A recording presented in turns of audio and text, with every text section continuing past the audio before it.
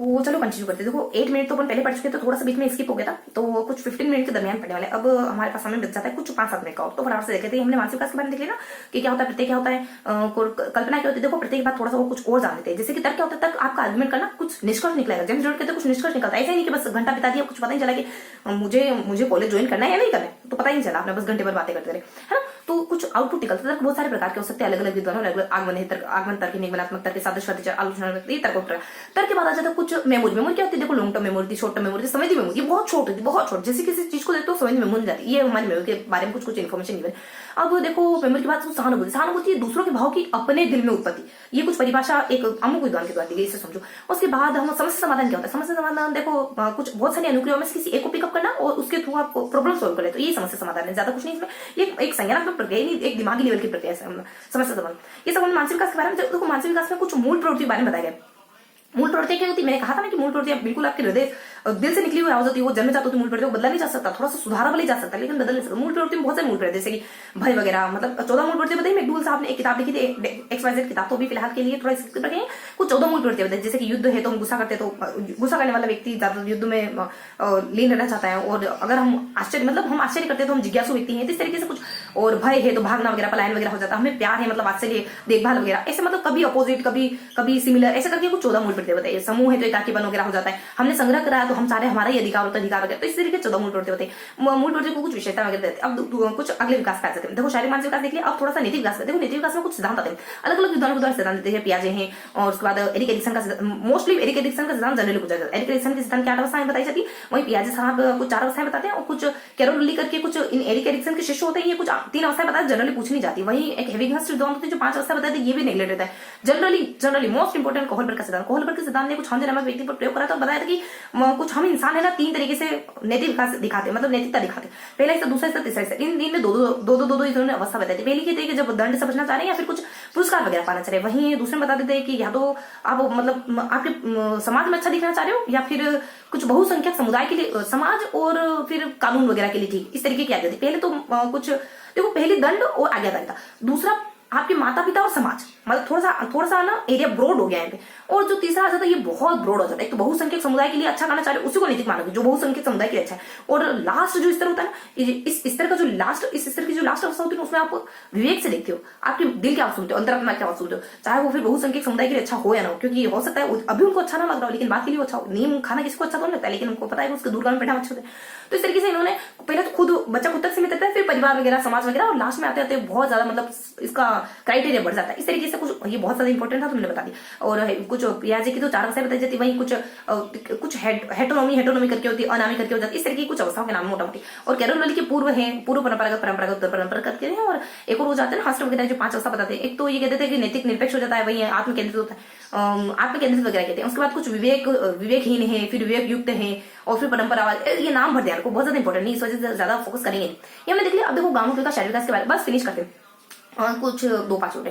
देखो गांवों विकास में क्या होता है, देखो गांवों के विकास जो भाषा विकास, शारीरिक विकास तो पढ़िए। गांवों का जो भाषा विकास, इसमें हमको बहुत ज्यादा पढ़ने की जरूरत है नहीं, बस फैक्चुअल डाटा है, तो इसको बार बार बुक से पढ़ोगे ना, चीजें याद होती है। देखो फैक्चुअल डाटा का अगर मैं वैसे बोलूँ तो मतलब क्या निकलेगा, कोई मतलब है नहीं। तो इसमें देखो क्या गिवन है, मैं थोड़ा सा ये तरीका बता दूं कि कैसे इसको देखें अपन, क्या पर्सपेक्टिव, क्या नजरिया उनको देखने का। तो गांवों विकास में क्या बताया जाता है, गांवों विकास में बस इतना बार बताया जाता है कि कौन सा महीने बच्चा क्या कर लेता है। देखो बीच में थोड़ा सा क्रमिक 1 महीने से लेकर 8-10 महीने तक आता है, उसमें क्रम से बताया जाता है बच्चा क्या करता है। देखो थोड़ी सी ट्रिक से बता दो कि पहले ठोड़ी आ जाती है, फिर छाती आ जाती है, फिर हाथ आ जाते हैं, फिर हिप आता है, मतलब कि बैठना वगैरह, फिर गोद आ जाती है, फिर थोड़ा सा शरीर से दूर जाते हैं। इस तरीके से ट्रिकी तरीके से हमने इससे पहले वाले सेशन में याद करा। उसके बाद कुछ बताया जाता है कि इसके ऊपर क्या था, इसके नीचे। इसके ऊपर थोड़ा सा बताते हैं कि बच्चा खाना पीना करता है, स्कूल जाता है, फिर स्कूल से आके खेलने लगता है। ऐसे हमने ट्रिक बनाई थी। तो खाने वगैरह का काम कब करता है, और स्कूल लिखना वगैरह कर लेता है, खेलने में तैरना वगैरह और कुछ नृत्य वगैरह करना आ जाता है, फिर साइकिल चलाना, ट्राइसाइकिल चलाना, और गेंद है और ब्लॉक है और पहेलियां वगैरह, ये सब कब पता है, ये महीने वगैरह गिना क्रमशः। जैसे 2 से ट्रिकी तरीके से देखा था, वहां यहाँ डिस्कस नहीं करेंगे। नीचे आ जाते हैं, यहाँ पे क्रमशः आता है कुछ, है ना। यहाँ महीने की 2 से लगा करके 6 तक कर लो। और कुछ ट्रिक बनाई थी हाथ से, जिस हाथ का प्रयोग लिखने के लिए करता है, उसका प्रयोग दूसरों के लिए दूसरों को मानने के लिए भी करता है, अपने को प्रोटेक्ट करने के लिए, ऐसे ट्रिक बनाई थी। वहीं अपन देख लेते हैं, देखो भाषा विकास कंप्लीट हो गया, अपने गांव विकास कंप्लीट हो गया। वही भाषा विकास में क्या देखते हैं, कितने शब्द होता है ये देखते हैं। तो इसमें बिल्कुल फैक्चुअल जानकारी, जो कॉन्सेप्चुअल जानकारी थोड़ी वो बता। देखो भाषा की संरचना होती है, एक तो होता है ध्वनिग्राम, एक होता है रूपग्राम। सबसे पहले तो एक ध्वनि, हाथ सबसे पहले एक कुछ ध्वनिग्राम करके आता है, उसके बाद रूपग्राम करके आता है, उसके बाद वाक्य विन्यास। ध्वनिग्राम क्या होता है? एक निरर्थक इकाई होती है। रूपग्राम क्या होता है? सार्थक इकाई होती है। रूपग्राम ध्वनिग्राम से मिलकर के रूपग्राम बनता है, रूपग्राम से मिलकर के वापस से वाक्य विन्यास बना जाए, वाक्य विन्यास बनता है, वाक्य विन्यास के बाद कुछ अर्थ विन्यास करके आ जाता है। ये सबसे हटके ये अर्थ बताता है। बस इस तरीके से भाषा की संरचना ध्यान रखो। और इस तरीके से कुछ बातें आ जाती है। देखो इसमें तो सिर्फ ये बताया जाता है बच्चा देखो पहला शब्द 10 महीने बोलता है, ये ध्यान रखेंगे। और 4 साल के बाद 4 साल का बच्चा नमस्कार वगैरह करना सीख जाता है, ये ध्यान रखेंगे। थोड़ा सा जो इंपॉर्टेंट चीज है वो ध्यान रखेंगे। और बस इतना बताते हैं। बाकी थॉमसन आ जाते हैं, किशोर आ जाते हैं। इनके द्वारा कुछ बताया गया कि बच्चा इतने समय में इतने शब्द बोलने। थोड़ा सा इन दोनों को हम याद करते, बाकी जो जनरल उसको हम याद नहीं करता।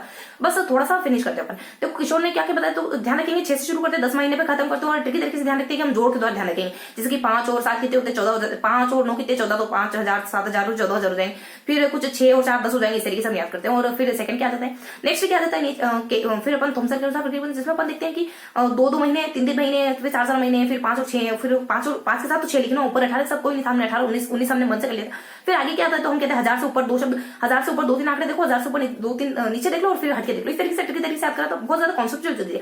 कॉन्फेक्चुअल मैंने आपको बताई। वहीं देखो हमने शारीरिक विकास पढ़ लिया, मानसिक विकास पढ़ लिया, नीति विकास पढ़ लिया, और नीति विकास पढ़ लिया हमने, भाषा विकास पढ़ लिया, और कुछ ग्रामीण विकास पढ़ लिया। अब देखो संवेगात्मक विकास देख लो। संवेगात्मक देखो अलग अलग सिद्धांत होते हैं संवेगात्मक विकास के। कैनन बार्ट का सिद्धांत होता है, एक जेम्स लैंगी का सिद्धांत होता है, कहते हैं कि आप डरना और आपका भागना दोनों साथ होते। मान लो भालू आपके सामने क्या, डरना भागना दोनों साथ होते। वहीं जेम्स लैंगी के अलावा एक जेम्स कैनन बार्ट होते हैं, वो कहते नहीं आप पहले दोनों साथ में होते हैं। ये कहते हैं लेंगे तो कहते हैं कि पहले आप भाग जाते हो, अब व्यवहार पहले करते हो, भाग पहले जाते हो और डरते बाद में, और बाद में पूछते हो अपने आप से भाग क्यों रहा हूं? अरे डर गया हूं शायद, इस वजह से भाग रहा हूं। उसके बाद कुछ कैनन बार्ट का सिद्धांत होता है कि दोनों ही साथ में होता है। ऐसा नहीं होता है कि आप पहले भाग गए और फिर पता चलता है अपने आप को नहीं डर रहे हैं इस वजह से भाग। ऐसा नहीं होता है, दोनों ही साथ क्रिया होती है। ये जेम्स ये कैनन बार्ट के द्वारा कहा जाए, ठीक है। और वही अलग अलग सिद्धांत होते हैं। एक वॉटसन आ जाते हैं, कहते हैं कि बच्चे में ना भय है, प्रेम है, क्रोध है, ये मूल समय वगैरह होते हैं। द्विकारक समय का सिद्धांत देता है, जो स्टेनले करके होते हैं समय संज्ञान और उत्तेजना, इसको ये 2 कारक हम बताते हैं, मतलब 2 कारक ये वाले 2 कारक है। इस तरीके कुछ सिद्धांत होते, ज्यादा कुछ नहीं। और कुछ हल्का हल्का इस तरीके के सिद्धांत के बारे में जानकारी दी।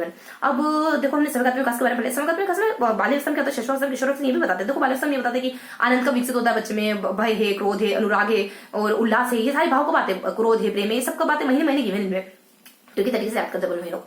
वही कुछ है ना, कुछ ये तो बाल्यावस्था की बात कर ली, शैशवावस्था की बात करी। बाल्यावस्था में तो बाल्यावस्था में स्वागत में कुछ इस तरीके तो बच्चा चूमना पसंद नहीं करता, बच्चा निकनेम से पुकारना पसंद नहीं करता, स्कूल जाना पसंद करता है। इस समय किशोरावस्था में सभी को उछाल मार रहे होते हैं, और बीएन झा कहते हैं कामुकता बहुत ज्यादा होती है इसमें किशोरों में। और वही रोस नाम विधान कहते हैं सकारात्मक और कुछ स्वीकारात्मक और नकारात्मक, इस दोनों इस तरीके के समय पाए जाते हैं। वहीं एक फिनीलैंड करके बिनी फ्रेंड करके एक विद्वान, मिनी फ्रेंड करके विद्वान होते हैं कि लड़कियों में बेचैनी वगैरह रहती है इस समय में। इस तरीके से हमने कुछ संवेगात्मक विकास को कंप्लीट कर लिया। अब सामाजिक विकास देखो। सामाजिक विकास में देखो बेसिकली ना सामाजिक विकास में भी पूरी एक सारणी की बने। सामाजिक विकास का सिद्धांत देखो, एक महोदय होते हैं कोई कोहलबर्ग का नैतिक, अच्छा मैंने एरिक एरिक्सन कह दिया, बहुत बड़ी मिस्टेक। कोहलबर्ग का है वो नैतिक विकास सिद्धांत में 8 और 3 अवस्था बताए ना, 3 अवस्था और उसमें कुछ भीतर हमने 2 अवस्था। कोहलबर्ग का नैतिक विकास सिद्धांत है। एरिक एरिक्सन का तो सामाजिक सिद्धांत आता है, हिंज वाला। एरिक एरिक्सन का सामाजिक विकास आता है जो 8 अवस्था बताता है। वो कुछ ये विश्वास बनाम अविश्वास है, पहचान बनाम भ्रांति है किशोर तक, विश्वास बनाम अविश्वास बच्चे में, पहचान बनाम भ्रांति हम किशोरों में। और फिर इसके बीच में बहुत सारी अवस्थाएं भी आती है, जैसे कि बाल्यावस्था का बच्चा पहल करना चाह रहा है और कुछ अपने आप को डाउट हो रहा है, कुछ नया काम कर रहा है तो कभी कभी डाउट होता है। और इसके बीच की अवस्था और भी बहुत सारी, वो कुछ 1-2 शैशवावस्था में हो जाएगी, 1-2 बाल्य में हो जाएगी और 1-2 हम किशोर में आ जाएगी, ठीक है। तो इस तरीके से कुछ 8 अवस्था गिवन। इनमें ना ये भी बताया जाता है कि इनमें कौन सा भाव प्रमुख है, मतलब इनके समय काल क्या है, इस तरीके से बताते हैं। तो ये ना कोहलबर्ग का नैतिक विकास सिद्धांत बहुत इंपॉर्टेंट है। तो हमें ना नैतिक विकास, सामाजिक विकास सिद्धांत देखो। सामाजिक विकास के सिद्धांत में और क्या देखना है हमको, सामाजिक में बस यही देखते हैं कि बच्चा कब दूसरों को देख के मुस्कुराता है, बच्चा कब दूसरों की आवाज में अंतर करने लग जाता है। सामाजिक देखो ब्रूनर का सिद्धांत तो बहुत बढ़िया। ब्रूनर कहते हैं कि एक तो एक छोटा एक लघु रूप होता है, कितना अपने पास है ना, हम 8 पे फिनिश करा था, 8 9 10 11 12 13 14 15 17 okay, then time is finish. Okay, तो ज्यादा कुछ तो नहीं देखना है हमको, बस अब फिनिश करना था। तो हो गया हमारे सारे सिद्धांत वगैरह कंप्लीट हो गए सारे इनके।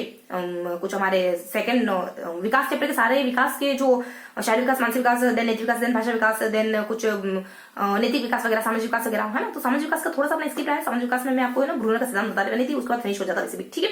तो फिर मिलेंगे ऐसे ही किसी अगले सेशन में, और तब तक के लिए हंसते रहिए, मुस्कुराते रहिए, बस इसी तरीके से मन लगाकर पढ़ते रहिए। गुड लक, जय हिंद।